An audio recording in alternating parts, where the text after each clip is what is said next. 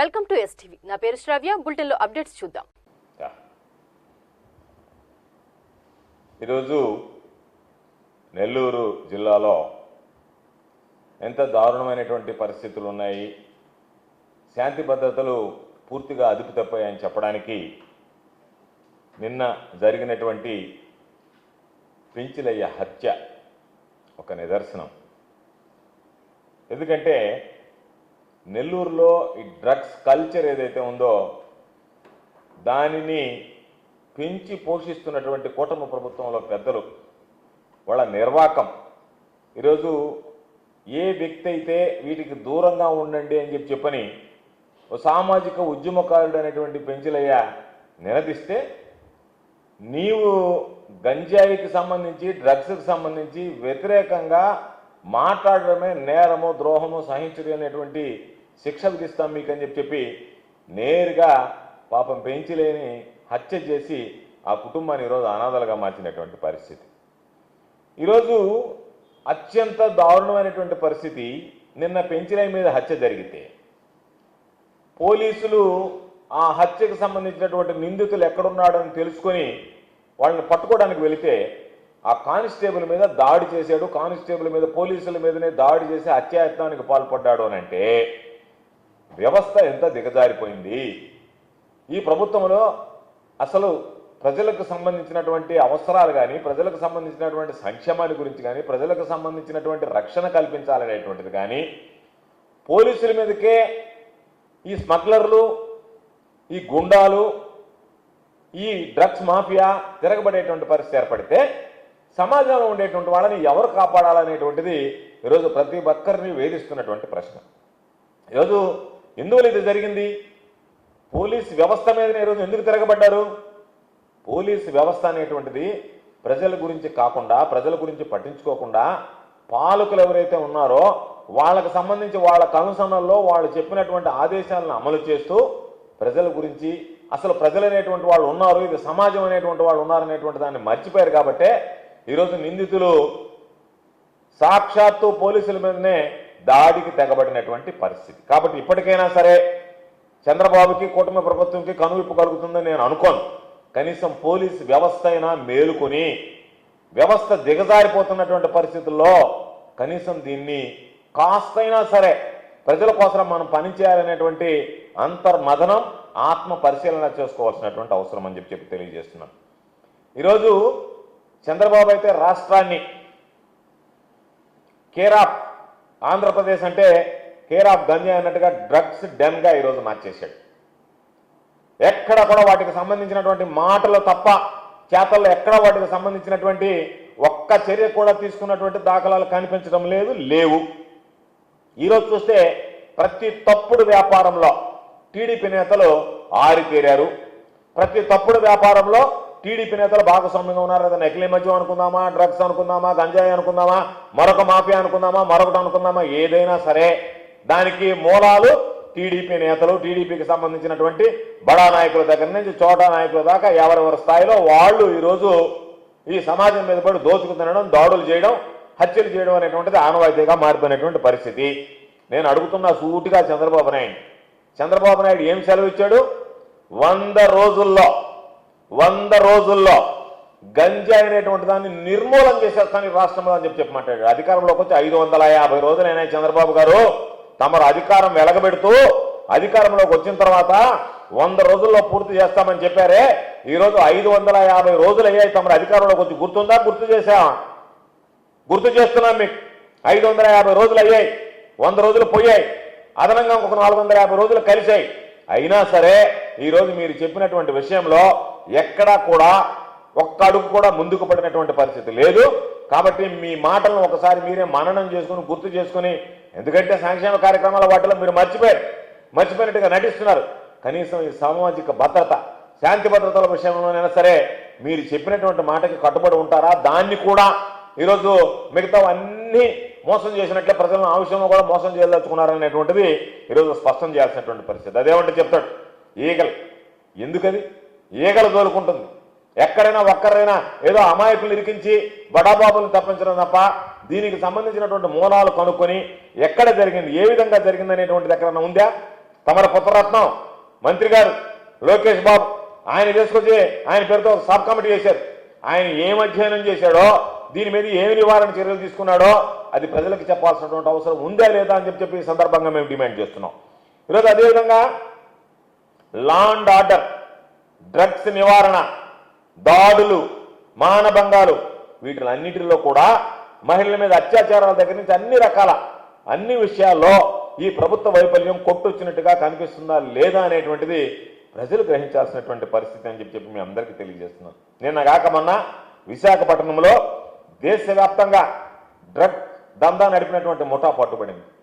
నైజీరియన్లు వచ్చి విశాఖపట్నంలో తిష్ట వేసి ఇటువంటి దందాను నడుపుతుంటే కనీసం నువ్వు మామూలుగా ప్రతి ఒక్కదానికి నేను ఆద్యుణ్ణి, చీమ చుట్టుకుమన, నాకు ఆర్టిఫిషియల్ ఇంటెలిజెన్స్ ఉందని రకరకాలైనటువంటి మాటలు ప్రగల్భాలు పలికేటువంటి చంద్రబాబు జరుగుతున్నటువంటి విశాఖ లాంటి ఎంత స్వీట్ పీపుల్, ఎంత ప్రశాంతమైనటువంటి వాతావరణం కలిగినటువంటి ప్రాంతం, అక్కడికి కూడా ఈ డ్రగ్స్ ముఠా చొచ్చుకుని పోయేటువంటి విధంగా వాళ్ళ కార్యకలాపాలు విస్తరించేటువంటి విధంగా అక్కడ కేంద్రంగా తీసుకుని దేశవ్యాప్తంగా వాళ్ళ కార్యకలాపాలు విస్తరించేటువంటి విధంగా చర్యలు చేపడుతున్నా ఇతర దేశస్తులు వచ్చి తిష్ట వేసినా ఎందుకు వచ్చారనేటువంటిది మీరు కనుక్కోలేకపోయారంటే మీ ఇంటెలిజెన్స్ పూర్తి స్థాయిలో వైఫల్యం చెందిందా లేదా అనేటువంటిది ఒకసారి ఆలోచన చేయండి. మీ ఇంటెలిజెన్స్ దేనికి పనిచేస్తుంది?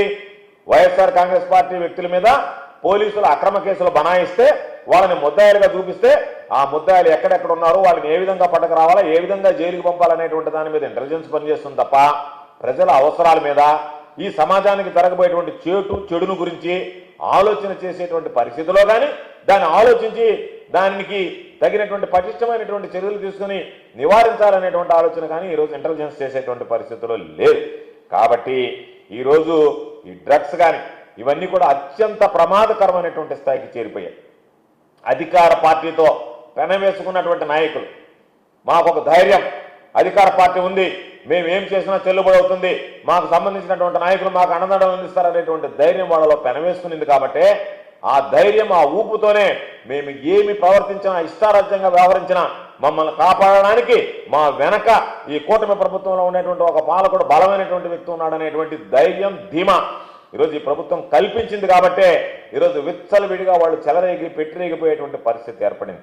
కాబట్టి ఈరోజు ఒక్కసారి చూస్తే గంజాయి ఎంత ప్రమాదకరంగా మారిందనేటువంటిది ఈ నెల్లూరు జిల్లాకు సంబంధించినటువంటి ఉద్యమకారుడు, పాపం గంజాయి మీద అవగాహన కల్పించినటువంటి వ్యక్తి, ఎవరన్నా గంజాయి అమ్ముతుంటే ఆ గంజాయిని నిరోధించాలి అని చెప్పి తపన పడ్డటువంటి వ్యక్తి, పోరాటం చేసినటువంటి వ్యక్తి, అటువంటి వ్యక్తినే ఈ గంజాయి అమ్మేటువంటి డ్రగ్స్ ముఠా మాఫియా ఈరోజు హత్య చేసింది, హతమార్చింది అంటే ఇంతకన్నా దౌర్భాగ్యమైనటువంటి పరిస్థితులు మరొకటి ఉండవు. ఎందుకు మాట చెప్తున్నాను? నెల్లూరు రూరల్ నియోజకవర్గానికి సంబంధించి ఇది పూర్తిగా గంజాయి సామ్రాజ్యంగా మారిపోయింది. పెంచలయ్య హత్య జరిగినటువంటి విషయంలో, పెంచలయ్య హత్య ఏదైతే జరిగిందో, పెంచలేని ఎవరైతే హత్య చేశారో వాళ్ళు టీడీపీతో అంటకాగుతున్నటువంటి మాట వాస్తవమా కాదా? వాళ్ళు టీడీపీకి సంబంధించినటువంటి కార్యకర్తలా కాదా? ఈరోజు దానికి సమాధానం చెప్పాల్సినటువంటి అవసరం ఉంది. ఈరోజు కామాక్షి ఎవరైతే పురికొల్పి ప్రధానమైనటువంటి ముద్దాయిందో, దీనిలో ఉన్నటువంటి A1 జేమ్స్, వీళ్ళిద్దరూ హత్యకు ప్రధానమైనటువంటి కారకులు అని చెప్పి ఈరోజు పోలీసులు వెల్లడించారు. ఈరోజు కామాక్షి, జేమ్స్ అనేటువంటి వాళ్ళిద్దరు రూరల్ ఎమ్మెల్యేగా ఉన్నటువంటి కోటమిరెడ్డి శ్రీధర్ రెడ్డి అనుచరులా కాదా? ఈరోజు కోటమిరెడ్డి శ్రీధర్ రెడ్డితో పాటు వాళ్ళు అంటకాగుతున్నారా లేదా?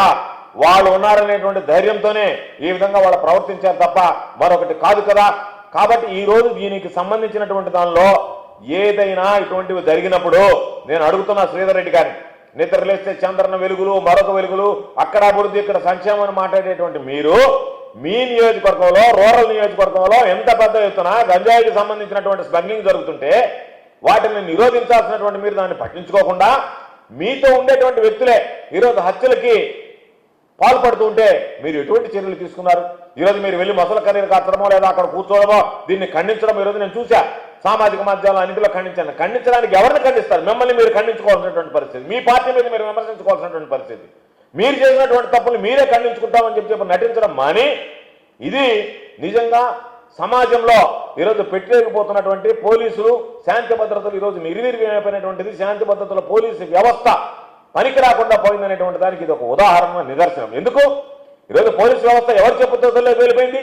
ఎవడన్నా ఒక రౌడీ షీటర్ని తీసుకొస్తే, ఎవడన్నా ఒక గంజాయి తీసుకొస్తే ముందు వాళ్ళు అక్కడ ఉన్నటువంటి ఎమ్మెల్యేకి చెప్పాలి, అయ్యా ఫలానా వ్యక్తిని తీసుకొచ్చాం, కామాక్షిని తీసుకొచ్చాం, లేదా ఈరోజు చేసినటువంటి జేమ్స్ని తీసుకొచ్చాం, కాబట్టి వీళ్ళ మీద కేసులు పెట్టాలనా లేదా, పెట్టాలనుకుంటే ఏ కేసులు పెట్టాలా అనేటువంటివి, ఏ కేసులు పెట్టాలా, ఏ సెక్షన్లు పెట్టాలా, ఏ విధంగా నడపాలా, ఏం చేయాలనేటువంటివన్నీ స్థానికంగా ఉండేటువంటి ఎమ్మెల్యేలు, స్థానికంగా ఉండేటువంటి పాలక పక్షానికి సంబంధించినటువంటి వ్యక్తులు చెప్తే చంద్రబాబు నాయుడు చెప్పారు పొలిటికల్ గవర్నెన్స్ ఇచ్చేసాడు, ఫ్రీ హ్యాండ్, మీ ఇష్టం, మీరు దోచుకోండి, మీరు అవినీతికి పాల్పడండి, దాడులు చేయండి, మీరు లాస్ట్గా హత్యలు చేయండి, ఏది చేసినా పొలిటికల్ గవర్నెన్స్ అనేటువంటిది నాకు ఇంపార్టెంట్, మా వాళ్ళని నేను వెనకేసుకుని వస్తానని చెప్పి సాక్షాత్తు రాష్ట్రానికి ముఖ్యమంత్రిగా ఉన్నటువంటి వ్యక్తి మాట్లాడినటువంటి మాటలు, పరిచయం చేసినటువంటి చెడు సాంప్రదాయం.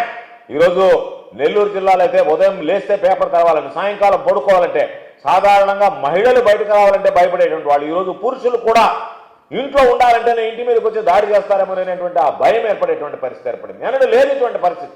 ప్రశాంతంగా ఉండేటువంటి నెల్లూరు జిల్లాలో ఈరోజు నిద్ర లేస్తే హత్యలతో అట్టుడికి పోతుంది అంటే అసలు పోలీసు వ్యవస్థ ఉందా, పోలీసులు అనేటువంటి వాళ్ళు పనిచేస్తున్నారా, పనిచేస్తూ ఉంటే ఈరోజు ఈ వ్యవస్థ ఈ విధంగా చెడిపోవడానికి కారకులు ఎవరు, ఎందుకు మీరు వాళ్ళ మాటలు వింటున్నారు, ఎందుకు వాళ్ళ సూచనలు పాటిస్తున్నారు, ఎందుకు శాంతి భద్రతలకు విఘాతం కలుగుతున్నా, శాంతి భద్రతలు దిగజారిపోతున్నా, పోలీసు వ్యవస్థ ప్రతిష్ట రోజు రోజుకి మసకబారుతున్నా, మీరు ఎందుకని ఈ విధంగా ఉండేటువంటి స్థానికంగా ఉండేటువంటి వ్యక్తుల వాళ్ళ కనుసన్నల్లో వాళ్ళ ఆదేశాలతో ఈరోజు మీరు దాన్ని ఆచరిస్తున్నారు కాబట్టి, పాటిస్తున్నారు కాబట్టి ఈరోజు రక్షణ లేకుండా పోయింది, అమాయకులు బలైపోతున్నారు, అమాయకులు ప్రాణాలు కోల్పోతున్నారు, ఆ కుటుంబాలు వీధిని పడేటువంటి పరిస్థితి ఏర్పడింది.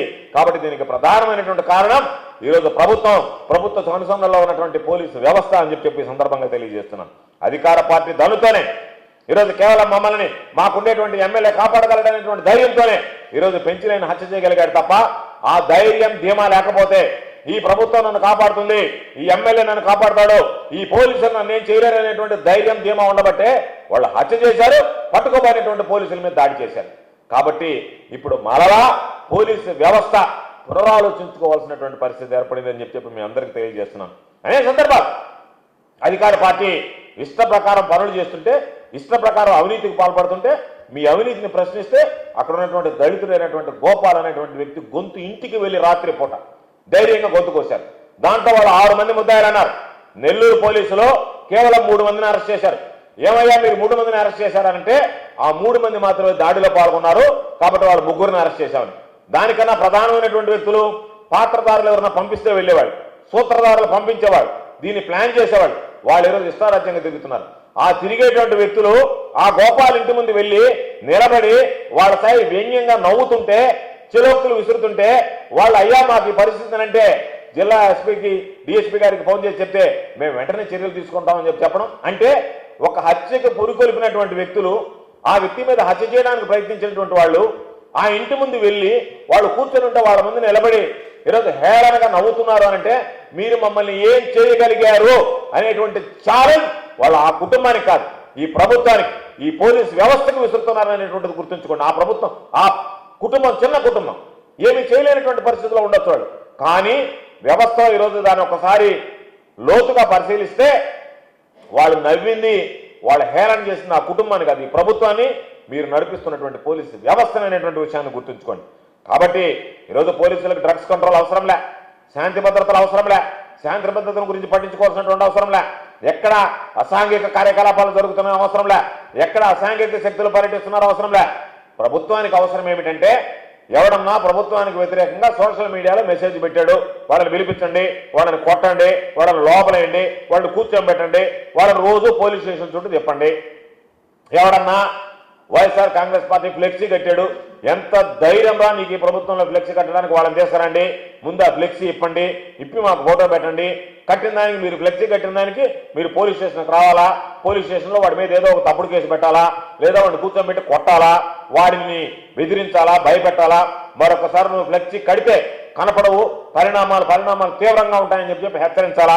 ఈ పనుల్లో ఉన్నాడు తప్ప నేను అడుగుతున్నా, నెల్లూరు జిల్లా తీసుకుందామా, రాష్ట్రంలో తీసుకుందామా, వైఎస్ఆర్ కాంగ్రెస్ పార్టీలో శాంతి భద్రతలో ఎక్కడన్నా చిన్న పొరపాటు జరగవచ్చు, కానీ ఇంత పెద్ద స్థాయిలో ఈరోజు జరిగినట్టుగా అదుపు తెప్పి నేరుగా విచ్చలవిడిగా డ్రగ్స్, గంజాయి, హత్యలు, ఇంత పరిస్థితుల్లో ఏ రోజు జరిగినటువంటి తెలియదు. వైఎస్ఆర్ కాంగ్రెస్ పార్టీలో జగన్మోహన్ రెడ్డి గారు శాంతి భద్రతల విషయంలో ప్రత్యేకమైనటువంటి చర్యలు తీసుకున్నాడు కాబట్టి ఆ రోజు అదుపులో ఉండగలిగింది.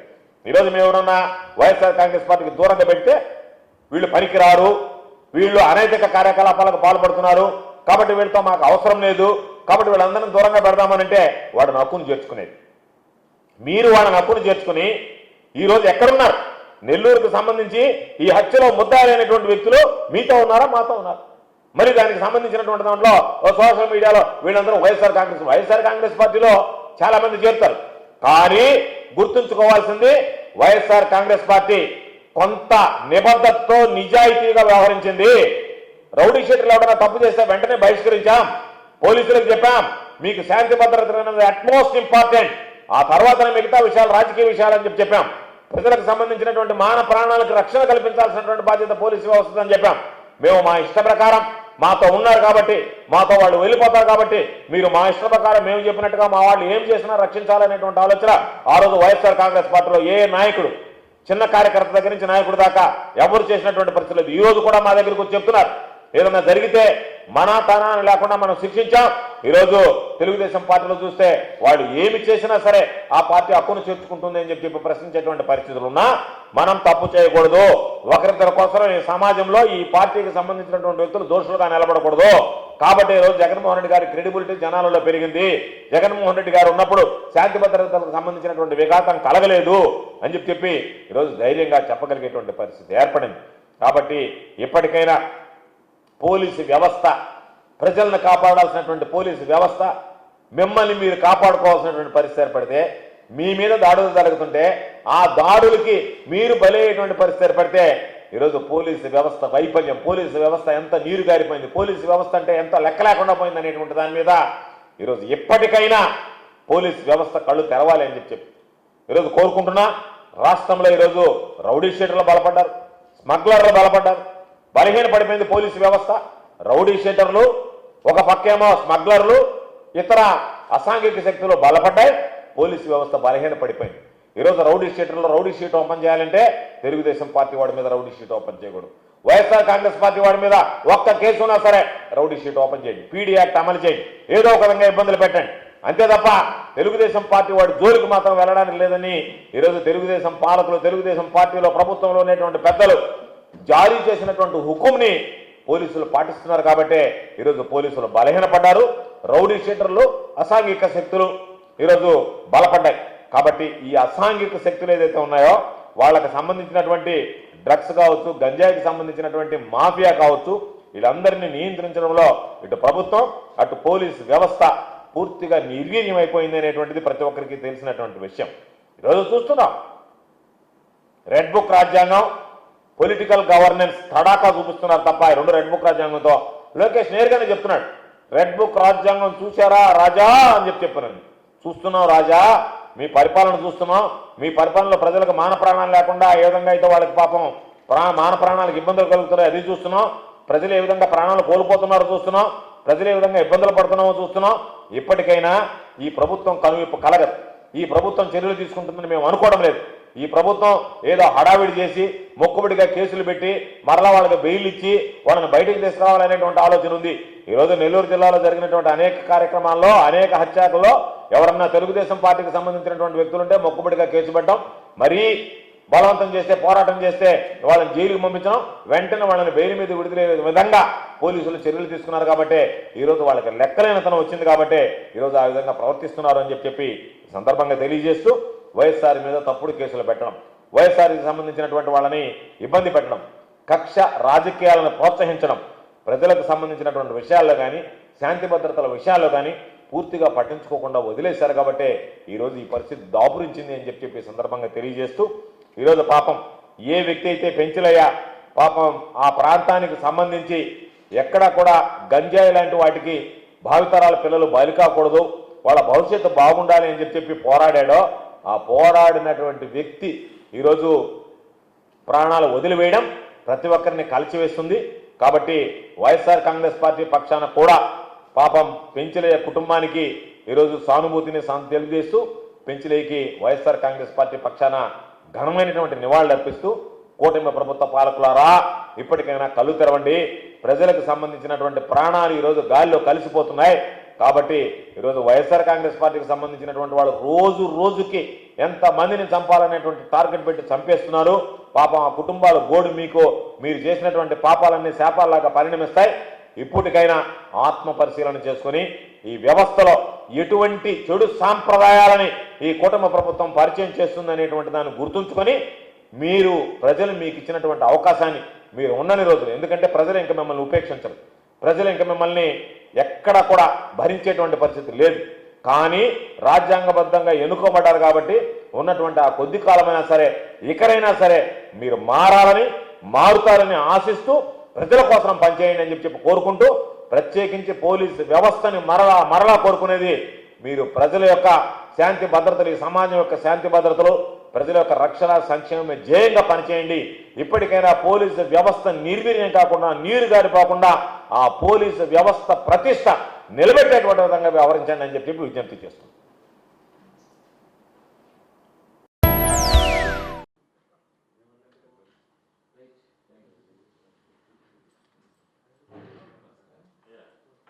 జరిగిన ఏదో చెప్పిన సామెతగా ఆడలేక మధ్యలో ఊడని చెప్పి, చేతగానటువంటి వాడు, చేయలేనటువంటి వాడు, చేష్టలుడినటువంటి వాడు 18 నెలలు దరిద్రం మీ చేతిలో ఉంటే రాష్ట్రాన్ని దరిద్రం పాలు చేసి గత ప్రభుత్వాన్ని మాట్లాడడానికి ఆ మూతి మీద కొట్టబడ్డా ప్రజలు వాటిని మాట్లాడినటువంటి వాడిని ఎవరినైనా ఎప్పుడైనా 18 నెలల పరిపాలనలో నువ్వేం కూశారు? మీరు ఎన్నికలకు ముందు, ఎన్నికల అధికారంలోకి వచ్చిన తర్వాత ఏం మాట్లాడారు? గంజాయి ఎక్కువగా ఉంది, 100 రోజుల్లో రూపం ఆపుతామన్నారు. ఈ రోజుకి 550 రోజులైంది మీరు అధికారంలోకి వచ్చి. ఆ మాట మాట్లాడినటువంటి మీకు ఈరోజు గత ప్రభుత్వాన్ని మాట్లాడడానికి సిగ్గైనా ఉండాలా, శరమైనా ఉండాలా, కనీస ఇంగిత జ్ఞానమైనా ఉండాలా, రాసేవాడికి కానీ మాట్లాడేవాడికి కానీ. ఈరోజు మీరు అధికారంలోకి వచ్చిన తర్వాత ఈ 18 నెలల్లో నెల్లూరు జిల్లాలో ఏ రోజు జరగనటువంటి విధంగా హత్యలు జరుగుతున్నటువంటి మాట వాస్తవమా కాదా? మేము అడిగినటువంటి దానికి సమాధానం చెప్పండి. దొంగ తిరుగుళ్ళొద్దు. ఈ రోజు ఈ 18 నెలలు నువ్వు చెప్పు, నేను నివారించలేకపోయాను, నా వల్ల కాలేదు, నేను చేతులు ఎత్తాను. నెల్లూరు జిల్లాలో జగన్మోహన్ రెడ్డి గారు ముఖ్యమంత్రిగా ఉన్నప్పుడు వైఎస్ఆర్ కాంగ్రెస్ పార్టీ ప్రభుత్వం చూసాం. ఈ 18 నెలల్లో చంద్రబాబు అయిన తర్వాత చూసాం. ఏ రోజైనా గతంలో ఇంత పెద్ద స్థాయిలో హత్యలు జరిగాయా? హత్యలు జరిగినటువంటి పరిస్థితులు ఉన్నాయా? గంజా ఇంత విచ్చలవిడిగా చివరికి డిఎస్పీ స్థాయి అధికారులు కూడా తొక్కించేటువంటి పరిస్థితి ఈ ప్రభుత్వంలో ఏర్పడిందా? గత ప్రభుత్వంలో ఎప్పుడన్నా చూసామా? ఆపితే లెక్క చేయకుండా వాళ్ళని పోతిరి, పోలీసు వాళ్ళ దగ్గరికి పోతే పోలీసు వాళ్ళ మీద దాడులు జరుగుతూ ఉండే, వాళ్ళని చంపడానికి ప్రయత్నిస్తుంటారు, పోలీసుల ఆత్మరక్షణ కోసం కాల్పులు జరుపుకోవాల్సినటువంటి పరిస్థితి ఏర్పడుతుండే. కాబట్టి ఈ నేపథ్యంలో ఈ 18 నెలలు మీరుండి ఈరోజు నేను పదే మరలా చెప్తున్నా, చంపేసినటువంటి వ్యక్తులు ఈరోజు ఏ పార్టీలో ఉన్నారు, ఏ పార్టీలో చేరినట్టుగా ప్రకటించారు. మేము చాలాసార్లు చెప్పాం, మా దగ్గర ఎవరన్నా ఉంటే వాళ్ళు ఈ సమాజంలో సంఘ విద్రోహ శక్తులుగా ఉంటే, అవినీతి కార్యకలాపాలు చేస్తుంటే వాళ్ళని తరిమి పారేసాం. ఆ తరిమి పారేసిన బ్యాచ్నంతా చేర్చుకొని వాళ్ళతో అంటగాగత ఈరోజు వాళ్ళతో చేయకూడనటువంటి పనులను చేయిస్తా, వాళ్ళని ప్రోత్సహిస్తా, ఒక పక్క ప్రభుత్వం, ఒక పక్క పోలీసులు వాళ్ళందరికీ అండదండలు ఉన్నాయనేటువంటి ఆ నమ్మకం, విశ్వాసం వాళ్ళలో కల్పించారు. కాబట్టి ఆ భరోసా ఉంది. కాబట్టి ఇష్ట ప్రకారం వాళ్ళు మనిషిని హత్య చేసి పట్టుకోపోయినటువంటి పోలీసుల మీద కూడా హత్య చేయడానికి ప్రయత్నం చేశారు. కాబట్టి ఇది చంద్రబాబు నాయుడు, తెలుగుదేశం, కూటమి ప్రభుత్వ వైఫల్యం. కూటమి ప్రభుత్వం వచ్చిన తర్వాతనే ఆంధ్ర రాష్ట్రం డ్రగ్స్ డెన్గా మారిపోయింది. కాబట్టి ఇప్పటికైనా మీరు గత ప్రభుత్వం అనేటువంటిది మానివేసి, గత ప్రభుత్వం అనేటువంటిది గతం అయిపోయింది. 18 నెలల అధికారంలో మీకు చేతగాక, మీరు చేయలేక చేసేటువంటి దురాఘాతకాలన్నిటికీ ఎవరికొకరికి అంటగట్టేటువంటి ప్రయత్నం ఎక్కడైనా మానుకుంటే మంచిదని చెప్పి నేను తెలుగుదేశం పార్టీ నాయకుడికి చంద్రబాబు గారితో సహా హితవు చెప్తున్నాను. మేము చేసే వీడియోస్ మీకు నచ్చినట్లయితే లైక్ చేయండి. అలాగే మరిన్ని ఇంట్రెస్టింగ్ అప్డేట్స్ కోసం మా ఎస్టీవీ తెలుగు ఛానల్ ని సబ్స్క్రైబ్ చేసుకోండి. ఆధ్యాత్మిక మహోత్సవానికి మీకు హృదయపూర్వక ఆహ్వానము. ప్రముఖ ప్రవచనకర్త బ్రహ్మశ్రీ డాక్టర్ చాగంటి కోటేశ్వరరావు గారి దివ్య ప్రవచనములు ఇప్పుడు మన నెల్లూరులో శ్రీ ఆదిశంకరాచార్య కృత శ్రీ జగన్నాథాష్టకంపై ప్రవచన అమృతం. డిసెంబర్ 6 నుంచి 10 వరకు ప్రతిరోజు సాయంత్రం 6:30 నుంచి 8 గంటల వరకు టౌన్ హాల్ ప్రాంగణం నెల్లూరులో భవ్యంగా నిర్వహించబడును. ధార్మిక పాఠాలు, జీవన విలువలు, ఆత్మ జ్ఞానం మిమ్మల్ని లోపల మార్చే, హృదయాన్ని ప్రశాంతం చేసే సమయాలు. ఈ ఆధ్యాత్మిక సందర్భాన్ని తప్పక ఆస్వాదించండి. డిసెంబర్ 6 నుండి 10 వరకు మీ రాకకు స్వాగతం, సుస్వాగతం. ఆహ్వానించువారు శ్రీ భరద్వాజ రుద్రాభిషేక సంఘం నెల్లూరు. వేదిక టౌన్ హాల్ ప్రాంగణం నెల్లూరు.